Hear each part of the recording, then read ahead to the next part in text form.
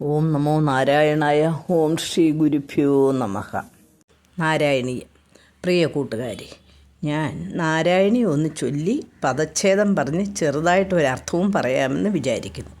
നിങ്ങൾക്ക് വായിക്കാനും മനസ്സിലാക്കാനും സാധിക്കുമെന്നുള്ള വിശ്വാസത്താലാണ് ഞാനിത് ചെയ്യുന്നത്. എല്ലാത്തിനും ദൈവം അനുഗ്രഹിക്കട്ടെ എന്ന് പ്രാർത്ഥിച്ചുകൊണ്ട് നാരായണീയത്തെക്കുറിച്ച് ആദ്യം ഒന്ന് പറയാം. ശ്രീ ഗുരുവായൂരപ്പൻ്റെ പരമഭക്തനായ മേൽപ്പത്തൂർ നാരായണ ഭട്ടതിരിയാണ് നാരായണീയം രചിച്ചത്. ഭട്ടതിരി മേൽപ്പത്തൂർ എന്ന ഗ്രാമത്തിലാണ് ജനിച്ചത്. ചെറുപ്പത്തിലെ തന്നെ ആധ്യാത്മികത്തിൽ വളരെ പരിജ്ഞാനം നേടി. ഗുരുവായ അച്യുത പിഷാരടിയുടെ മകളെ വിവാഹം കഴിച്ചു. പിന്നീട് അദ്ദേഹം അലസമായി ജീവിച്ചു. ഇത് കണ്ട ഗുരു നല്ല ഒരു ബ്രാഹ്മണ ജന്മം പാഴാക്കി കളയുകയാണല്ലോ എന്ന് പറഞ്ഞു. ഇത് കേട്ട ഭട്ടതിരിക്ക് മനസ്സുമാറി അപരാധം പൊറുക്കണമെന്ന് ഗുരുവിനോട് പറഞ്ഞു. പിന്നെ വ്യാകരണവും വേദാന്തവും എല്ലാം ഹൃദിസ്ഥമാക്കി.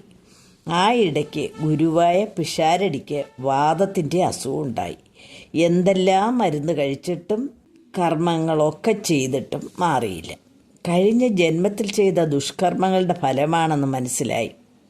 അവസാനം കർമ്മവിഭാഗദാനം എന്ന ഒരു ഹോമം നടത്തി.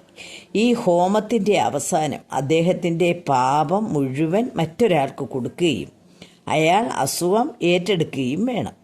അങ്ങനെ അവസാനം അത് മരുമകനായ ഭട്ടതിരി ഏറ്റെടുത്തു. അങ്ങനെ പിഷാരടിക്ക് അസുഖം മാറുകയും ആ അസുഖം ഭട്ടതിരിക്ക് വരികയും ചെയ്തു. എന്തെല്ലാം ചെയ്തിട്ടും അസുഖം മാറിയില്ല. ഗുരുക്കന്മാരുടെ ഉപദേശപ്രകാരം ഗുരുവായൂരപ്പനെ ഭജിക്കാൻ അനുജനോടൊപ്പം ഗുരുവായൂർക്ക് പോയി. ഭജനം കിഴക്കേ നടയിലെ തെക്കുവശത്തെ മണ്ഡപത്തിലിരുന്നാണ് നടത്തിയത്. അങ്ങനെ ഭഗവാനെ നേരിട്ട് കണ്ടുകൊണ്ട് നാരായണീയം ചൊല്ലാൻ തുടങ്ങി. അനുജനാണ് എഴുതിയെടുക്കുന്നത്. ഒരു ദിവസം 10 ശ്ലോകങ്ങളാണ് എഴുതുന്നത്. അതുകൊണ്ടാണ് ദശകം എന്ന് പറയുന്നത്. മിക്ക ദശകത്തിൻ്റെ അവസാനം രോഗം മാറ്റണമേ എന്ന് പ്രാർത്ഥിച്ചുകൊണ്ടാണ് നിർത്തുന്നത്.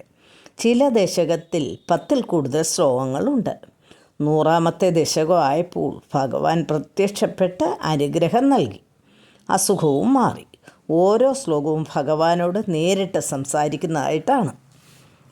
കൂട്ടുകാരെ, അടുത്ത എപ്പിസോഡ് തൊട്ട് നാരായണീയ പാരായണം തുടങ്ങാം. നിർത്തട്ടെ. ഹരി ഓം തത് സത്.